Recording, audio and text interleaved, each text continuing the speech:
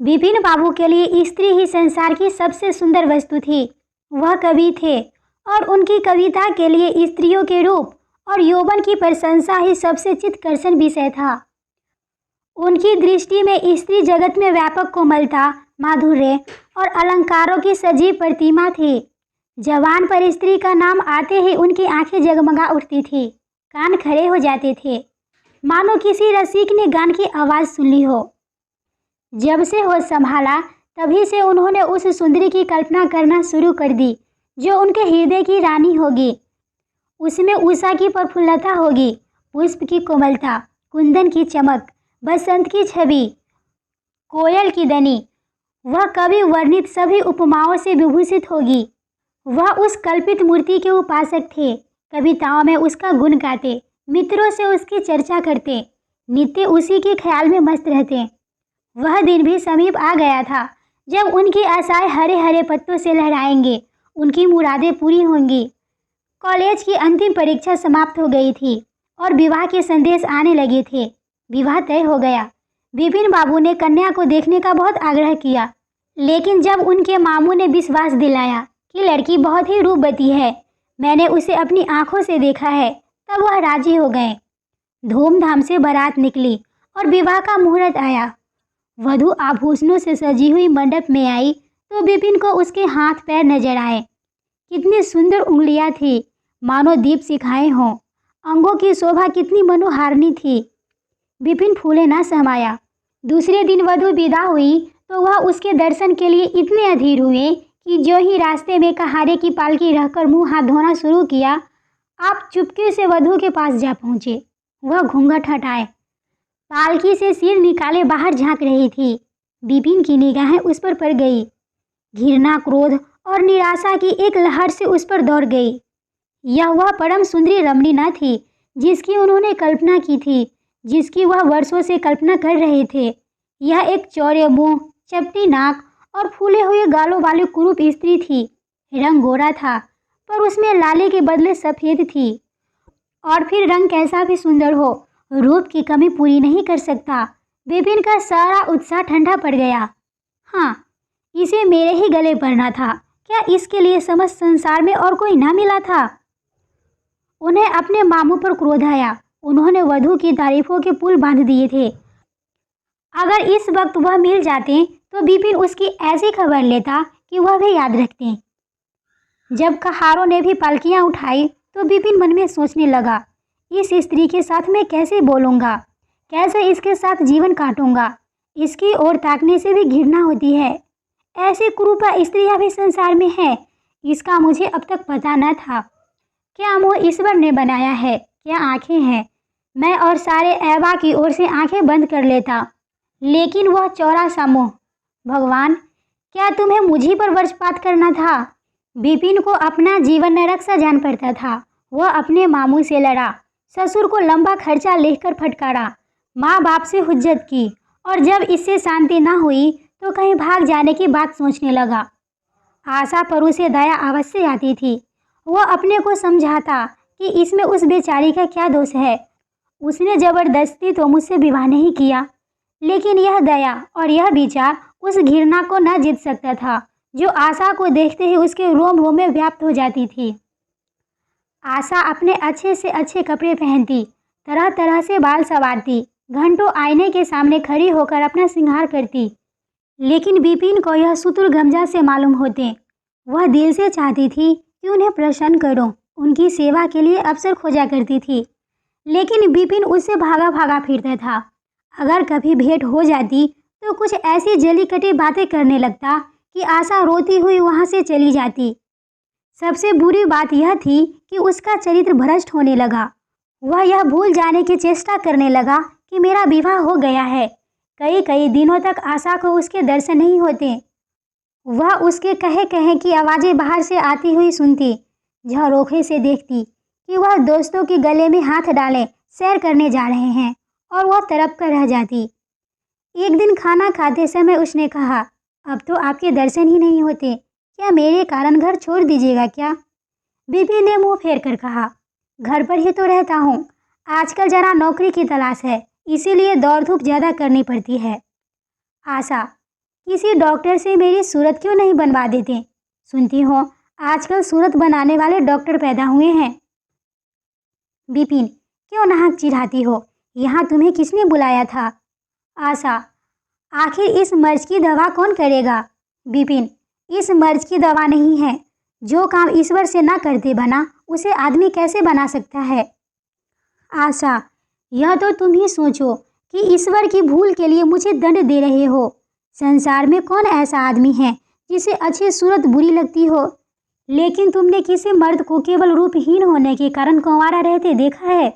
रूपहीन लड़कियां भी माँ बाप के घर नहीं बैठी रहती।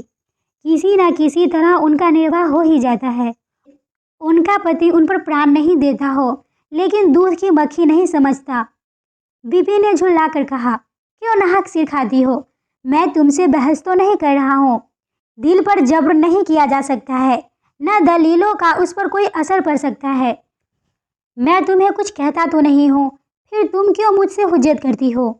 आशा यह झिड़की सुनकर चली गई। उसे मालूम हो गया कि उन्होंने मेरी और सदा के लिए हृदय कठोर कर लिया है। विपिन तो रोज सैर सपाटे करते, कभी कभी रात गायब रहते। इधर आशा चिंता और नाराज़गी से घुलते घुलते बीमार पड़ गई। लेकिन विपिन भूल कर भी उसे देखने ना आता। सेवा करना तो दूर रहा, इतना ही नहीं, वह दिल में मानता था कि वह मर जाती तो गला छूटता। अब की खूब देखभाल कर अपनी पसंद का विवाह करता। अब वह और भी खुल खेला।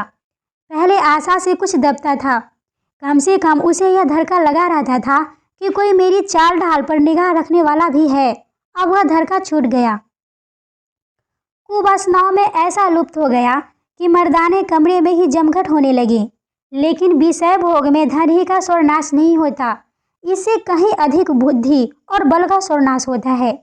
विपिन का चेहरा पीला पड़ने लगा, देह छीन होने लगी, पसलियों की हड्डियां निकल आई, आंखों के इर्द गिर्द गड्ढे पड़ गए। अब वह पहले से कहीं ज्यादा शौक करता, नित्य तेल लगाता, बाल बनवाता, कपड़े बदलता, किंतु मुख पर कांति न थी।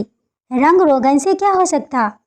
एक दिन आशा बरामदे में चरपाई पर लेटी हुई थी। इधर हफ्तों से उसने विपिन को ना देखा था। उन्हें देखने की इच्छा हुई। उसे भय था कि वह आएंगे, फिर भी वह मन को ना रोक सकी। विपिन को बुला भेजा। विपिन को भी उस पर कुछ दया आ गई। आकर सामने खड़े हो गए। आशा ने उसके मुंह की ओर देखा तो चौंक पड़ी। वह इतने दुर्लभ हो गए कि पहचानना मुश्किल था। बोली, क्या तुम भी बीमार हो क्या? तुम तो मुझसे भी ज़्यादा घुल गए हो।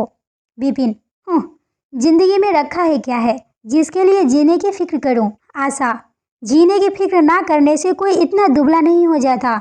तुम अपनी कोई दवा क्यों नहीं करते? यह कहकर उसने विपिन का दाहिना हाथ पकड़कर अपनी चरपाई पर बैठा लिया। विपिन ने भी हाथ छुड़ाने की चेष्टा न की।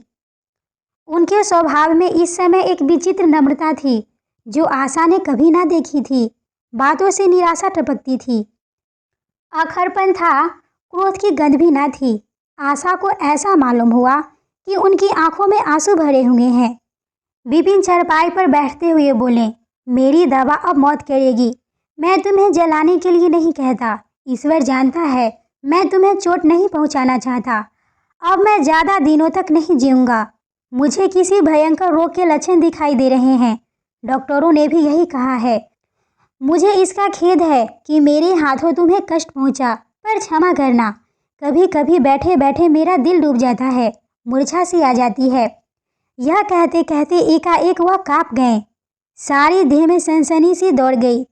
मूर्छित होकर चारपाई पर गिर पड़े और हाथ पर पटकने लगे। मुंह से फिचकुर निकलने लगा। सारी देह पसीने से तर हो गई। आशा का सारा रोग हवा हो गया। वह महीनों से बिस्तर ना छोड़ सकी थी, पर इस समय उसके स्थिर अंगों में विचित्र स्फूर्ति दौड़ गई।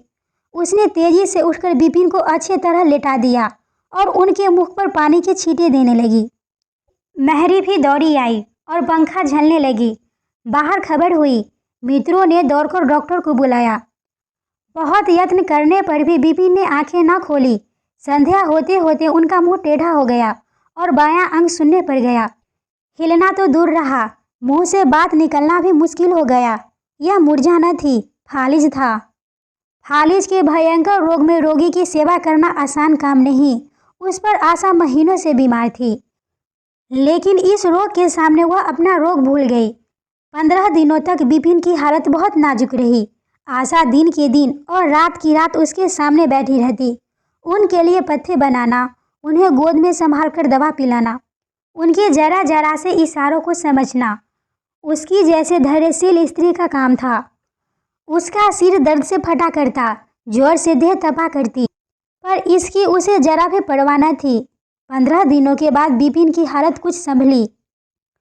उनका दाहिना पैर तो लूज पड़ गया था, पर तोतली भाषा में कुछ बोलने लगे थे। सबसे बुरी गत उनके सुंदर मुख की हुई थी। वह इतना टेढ़ा हो गया था कि जैसे कोई रबर के खिलौनों को खींचकर बढ़ा दे। बैटरी की मदद से जरा देर के लिए बैठ या खड़े हो जाते थे, लेकिन चलने फिरने की ताकत न थी। एक दिन लेटे लेटे उन्हें क्या जाने क्या ख्याल आया, आईना उठाकर अपना मुंह देखने लगे। ऐसा क्रूप आदमी उन्होंने कभी न देखा था। आहिस्ता से बोले, आशा, ईश्वर ने मुझे गुरूर की सजा दे दी। वास्तव में यह उसी बुराई का बदला है जो मैंने तुम्हारे साथ की। अब तुम अगर मेरा मुंह देखकर घृणा से मुंह फेर लो तो मुझे तुमसे जरा भी शिकायत ना होगी। मैं चाहता हूँ कि तुम मुझसे उस दुर्व्यवहार का बदला लो जो मैंने तुम्हारे साथ किए हैं। आशा ने पति की ओर कोमल भाव से देखकर कहा, मैं तो आपको अभी उसी निगाह से देखती हूँ, मुझे तो आप में कोई अंतर दिखाई नहीं देता। विपिन, वाह, बंदर का सा मुंह हो गया है। तुम कहती हो कि कोई अंतर ही नहीं। मैं तो अब कभी बाहर ना निकलूंगा। ईश्वर ने मुझे सचमुच दंड दिया। बहुत यत्न किए गए, पर विपिन का मुंह सीधा न हुआ। मुंह का बायां भाग इतना टेढ़ा हो गया कि चेहरा देखकर डर सा मालूम होता था। हाँ, पैरों में इतनी शक्ति आ गई कि अब वह चलने फिरने लगी। आशा ने पति की बीमारी में देवी की मनौती की थी। आज उसी पूजा का उत्सव था। मुहल्ले की स्त्रियां बनाव सिंगार किए जमा थी। गाना बजाना हो रहा था। एक सहेली ने पूछा, क्यों आशा, अब तो तुम्हें उनका मुंह जरा भी अच्छा ना लगता होगा। आशा ने गंभीर होकर कहा, मुझे तो पहले से कहीं अच्छा मालूम होता है। चलो, बात बनाती हो। नहीं बहन, सच कहती हूँ, रूप के बदले मुझे उनकी आत्मा मिल गई, जो रूप से कहीं बढ़कर है। विपिन कमरे में बैठे हुए थे। कई मित्र जमा थे। ताश हो रहा था। कमरे में एक खिड़की थी जो आंगन में खुलती थी। इस वक्त वह बंद थी। एक मित्र ने चुपके से उसे खोल दिया और शीशे से झांककर विपिन से कहा, आज तो तुम्हारे यहाँ परियों का जमघट है। विपिन, बंद कर दो। अजी, देखो तो कैसी कैसी सूरतें हैं। तुम्हें इन सबों में कौन सबसे अच्छी मालूम होती है? विपिन ने उड़ती हुई नजरों से देख कहा, मुझे तो सबसे अच्छी मालूम होती है जो थाल में फूल रख रही है। वाह रे आपकी निगाह, क्या सूरत के साथ तुम्हारी निगाह भी बिगड़ गई?